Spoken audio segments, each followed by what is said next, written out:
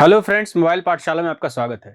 दोस्तों, आज मैं मॉडर्न हिस्ट्री का नया लेक्चर शुरू कर रहा हूं और दोस्तों मॉडर्न हिस्ट्री का ये पहला लेक्चर होगा। मॉडर्न हिस्ट्री में जितने भी दोस्तों तथ्य हैं वो आपको विभिन्न लेक्चरों के माध्यम से बताए जाएंगे और लगभग इसमें 15 से 16 वीडियोस में सारा कंटेंट आपको पढ़ा दिया जाएगा। दोस्तों, ये जो हमारा मॉडर्न हिस्ट्री वाला पूरा सेक्शन है वो आधारित होगा दोस्तों लेखपाल के एग्जाम पर। ठीक है, लेखपाल के एग्जाम के सिलेबस पर आधारित होगा। ठीक है, तो आइए देखते हैं यूरोपीय शक्तियों का भारत में आगमन। तो यह किस प्रकार हुआ और इनका क्रम क्या है आने का, तो देखते हैं। सबसे पहले दोस्तों पुर्तगाली भारत आए, उसके बाद डच आए, उसके बाद अंग्रेज आए, उसके बाद दोस्तों डेन आए, उसके बाद फ्रांसीसी आए। देखिए दोस्तों, यूरोपीय शक्तियां भारत में आई क्यों, इनके आने का कारण क्या था, यह जानना भी बहुत जरूरी है।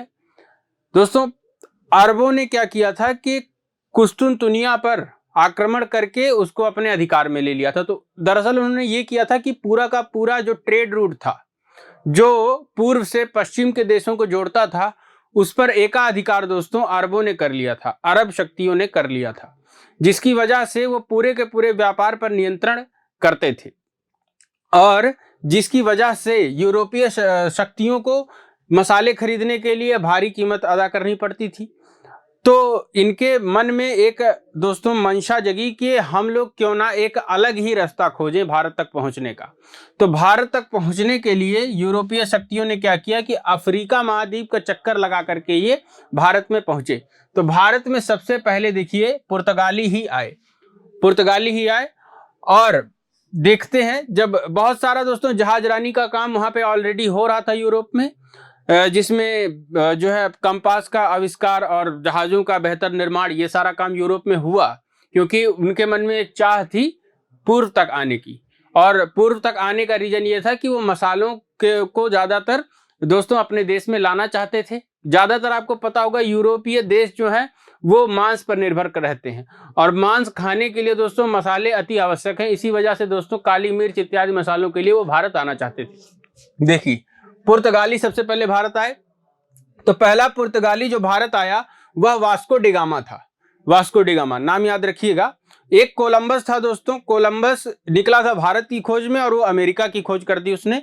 ऐसे ही दोस्तों वास्को डिगामा था, वास्को डिगामा और कहीं निकला था और इसने भारत की खोज की। तो भारत की खोज करने के लिए इसने क्या किया कि केप ऑफ गुड होप दोस्तों अफ्रीका में पड़ता है, उसका इसने चक्कर लगा करके भारत तक ये पहुंचा। और यह भारत पहुंचा, जब ये केप ऑफ गुड होप पे पहुंचा तो इसकी मुलाकात वहां पे कुछ गुजराती मुसलमानों से हुई, चूलिया मुसलमानों से। इसमें से अब्दुल माजिद नाम का एक मुस्लिम था, उसने इसकी मदद की। यह एक नाविक था, उसने इसकी भारत तक पहुंचने में मदद की। सर्वप्रथम दोस्तों कालीकट के कप कडाबू नामक द्वीप पर दोस्तों यह पहुंचा, तट पर यह पहुंचा। और उस समय कालीकट का जो राजा था वो हिंदू राजा था, उसका नाम था दोस्तों जमोरिन। जमोरिन ने वास्को डिगामा का भरपूर स्वागत किया और साथ ही साथ इसके ये 3 जहाजों के साथ भारत आया था, जिसमें खुद इसका हेड था वास्को डिगामा। इसके जहाजों को जमोरिन ने मसालों जड़ी बूटियों से भर दिया और फिर जब ये जहाज वापस यूरोप में गए तो भारी मुनाफा हुआ पुर्तगालियों को। भारी मुनाफे का कारण यह था दोस्तों क्योंकि देखिए मसालों पर कंट्रोल अरबों का था, तो वो बिचौलिए के तौर पर बहुत सारा दोस्तों मसाला बेचने में बहुत सारा पैसा अधिक दाम लगा करके देते थे यूरोपियों को। तो वो मसाला का दाम सस्ता होने से बहुत अधिक मुनाफा हुआ। अब आगे बढ़ते हैं। देखिए दोस्तों, पुर्तगालियों ने, अब पुर्तगाली भारत आ गए तो सबसे पहली फैक्ट्री उन्होंने कहां लगाई। अगर यह प्रश्न आपके प्रश्न पत्र में आ जाए तो आप कहेंगे सबसे पहली फैक्ट्री कालीकट में लगाई। ठीक है, लेकिन दोस्तों कालीकट में जब फैक्ट्री लगाई तो फैक्ट्री लगाने के बाद एक पुर्तगाली को छोड़ गए थे वो, जिसका नाम था दोस्तों पेड्रो अलावरेज कैब्रेल। और पेड्रो अलावरेज कैब्रेल और जमोरिन के बीच में कुछ मतभेद हो गए। मतभेद होने का कारण यह था कि जमोरिन व्यापार करता था अरबों के साथ और पुर्तगाली चाहते थे कि पूरी तरह से व्यापार अरबों के साथ जमोरिन बंद कर दे, जिसकी वजह से बहुत ज्यादा अनरेस्ट क्रिएट हो गया पुर्तगालियों और लोकल्स के बीच में। तो इसी वजह से उन्होंने क्या किया, फैक्ट्री पर हमला कर दिया और फैक्ट्री को एक तरह से नष्ट कर दिया। फिर उसके बाद पुर्तगालियों ने अपनी पहली आधिकारिक फैक्ट्री लगा दी थी कोचीन में। ठीक है, अब पुर्तगाली धीरे धीरे भारत में अपने पैर जमाना चाहते थे, इसीलिए दोस्तों पहला पुर्तगाली गवर्नर भारत में आया और उसका नाम था दोस्तों फ्रांसिस्को डी अल्मीडा। नाम बहुत इंपॉर्टेंट है, याद कर लीजिए, फ्रांसिस्को डी अल्मीडा। ईयर भले ना याद रहे, नाम और तथ्य अवश्य याद रहने चाहिए और ईयर आराम से आपको पता लग जाएगा। देखिए सन 1605 में ये भारत में आया। इसने अरब और, अब देखिए अरब और कालीकट का जो राजा था और गुजराती जो दोस्तों जो नौसेना थी उसके साथ इसका वैसे ही काफी ज्यादा मतभेद चल रहा था पुर्तगालियों का। तो अरब की नौसेना और गुजरात की नौसेना आपस में मिल करके इस नौसेना ने क्या किया, फ्रांसिस्को डी अल्मीडा की नौसेना के साथ युद्ध किया। और युद्ध दोस्तों ऊपर मन्नार अरब की खाड़ी में, ठीक है, लगभग रेड सी के करीब, लाल सागर के करीब इन्होंने युद्ध किया। और युद्ध में दोस्तों परिणाम यह आया कि यह युद्ध हार गए पुर्तगाली और फ्रांसिस्को डी अल्मीडा का पुत्र भी इसमें मारा गया। लेकिन दोस्तों जस्ट उसके 1 साल बाद ही क्या किया कि फ्रांसिस्को डी अल्मीडा ने फिर से दोस्तों युद्ध छेड़ दिया नौसेना के साथ और दोनों नौसेनाओं को पूरी तरह से ध्वस्त कर दिया। पूरी नौसैनिक शक्ति गुजरात के नौसेना की और अरब के नौसेना की समाप्त कर दी इसने, जिससे दोस्तों एकाधिकार हो गया समुद्र पर, इनका एकाधिकार हो गया समुद्र पर पुर्तगालियों का। दोस्तों इसने फ्रांसिस्को डी अल्मीडा ने एक पॉलिसी भी चलाई थी जिसे कहते थे ब्लू वाटर पॉलिसी, और कॉर्टेज सिस्टम भी चलाया था। तो ब्लू वाटर पॉलिसी और कॉर्टेज सिस्टम क्या होता था, इसमें दोस्तों यह रहता था कि कॉर्टेज आपको दोस्तों, अगर मान लीजिए यूरोप तक कोई और ताकत है जो यूरोप तक अपना जहाज ले जाना चाहती है, जैसे अरब अगर कुछ जहाज ले जाना चाहते हैं अपने, तो क्योंकि कंट्रोल समुद्र पर अभी पुर्तगालियों का है, इसीलिए उनको परमिट लेना पड़ेगा पुर्तगालियों से और उसके लिए दोस्तों वो कीमत वसूल करते थे। साथ में दोस्तों वो अपने आप को आर्माडा भी कहते थे। आर्माडा का मतलब होता है कि समुद्र का सबसे शक्तिशाली शासक। चलिए आगे बढ़ते हैं दोस्तों। पुर्तगाल का दूसरा जो गवर्नर भारत आया उसका नाम था अल्फांसो डी अल्बुकर्क, ठीक है। और अल्फांसो डी अल्बुकर्क ने पुर्तगाली शक्ति को भारत में बहुत ही व्यापक पैमाने पर विस्तार किया।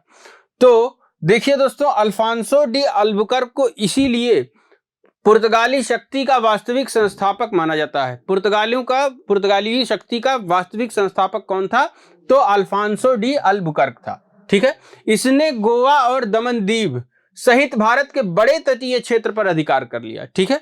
इसने क्या किया, लोकल पावर से लड़ करके गोवा दमन दीव पर अधिकार कर लिया और 1510 में इसने गोवा पर अधिकार किया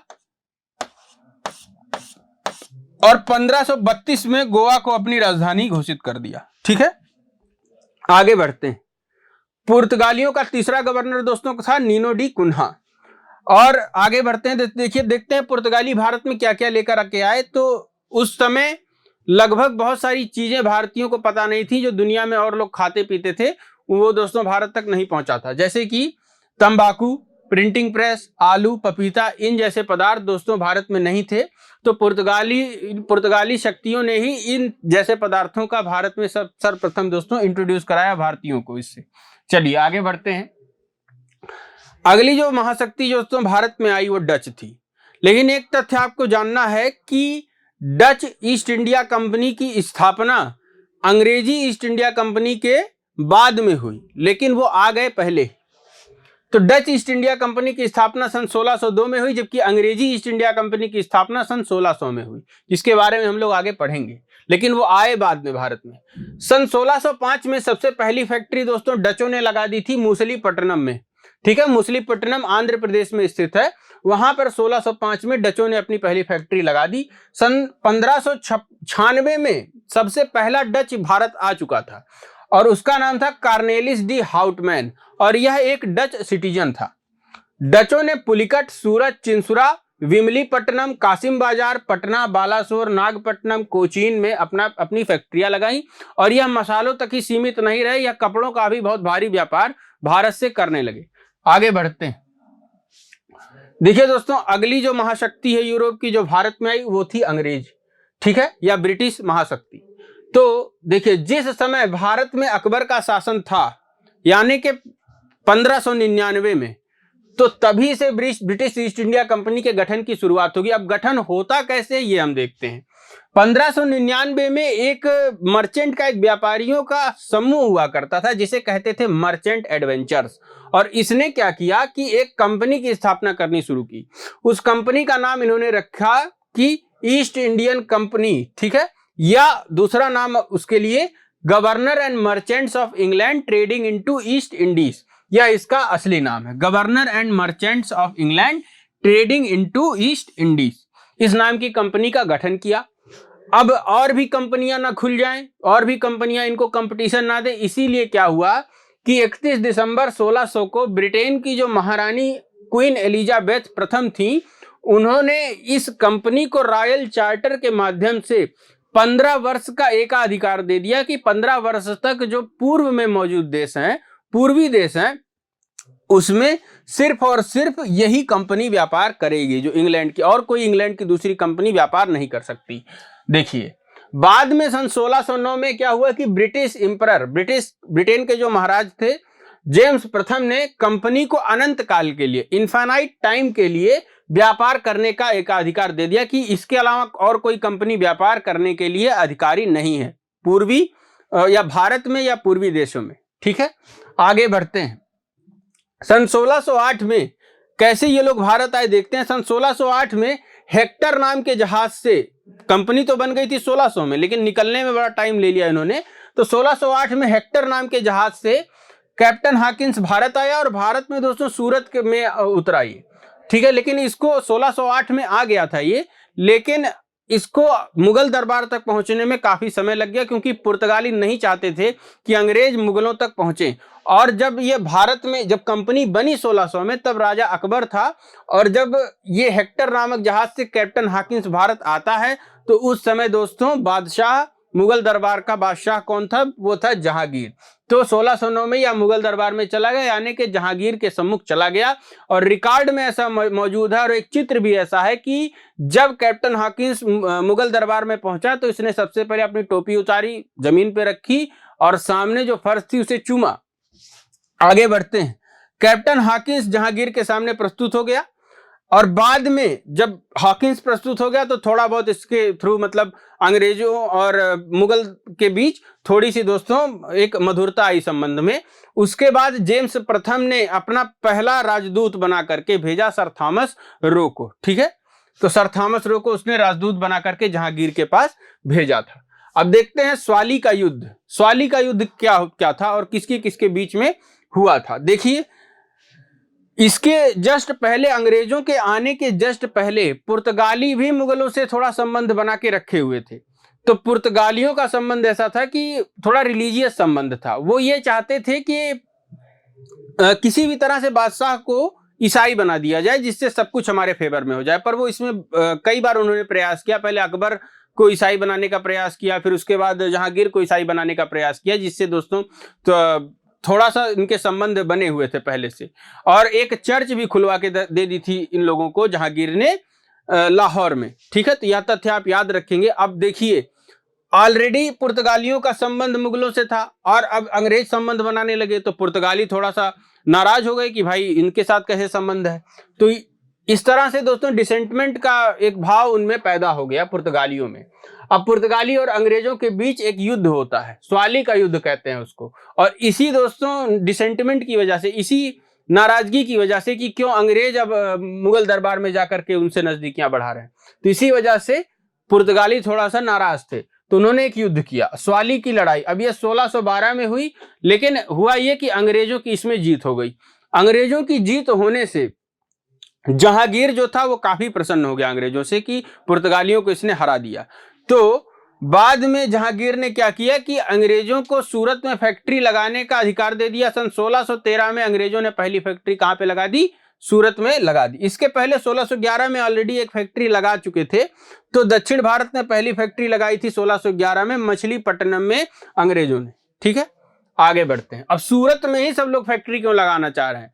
तो सूरत में फैक्ट्री लगाने का यह कारण है कि कच्चा माल, देखिए, एक तो बंदरगाह है, वहां से आराम से चीजें एक्सपोर्ट की जा सकती हैं। दूसरे, मिट्टी काली है, काली मिट्टी थोड़ी कड़ी होती है और फैक्ट्री लगाने के लिए बहुत अच्छी मानी जाती है, तो मिट्टी भी काली थी। दूसरे, केरल से भी सामान आ जाता था, और थोड़ा सा उत्तर भारत से भी सामान, कपड़े इत्यादि आ जाते थे तो अच्छा रहता था। आगे बढ़ते, देखिए बेदरा की लड़ाई। अब बेदरा की लड़ाई किसके किसके बीच में होती है? सन 1759 में बेदरा की लड़ाई हुई और डचों और अंग्रेजों के बीच यह लड़ाई हुई। ठीक है, अब बेदरा जगह कहां है? तो बंगाल में, हुगली में है। तो 1759 में डचों और अंग्रेजों के बीच यह लड़ाई हुई, इसमें अंग्रेजों की जीत हो गई। तो बेदरा की लड़ाई और स्वाली की लड़ाई, ये दो लड़ाइयां हैं, आप बिल्कुल इन्हें याद रखेंगे। चलिए, अब डेनिश या डेन भारत में आए। डेनिश किसको कहते हैं दोस्तों? नीदरलैंड के लोगों को डेनिश कहते हैं और हॉलैंड के लोगों को डच कहते हैं।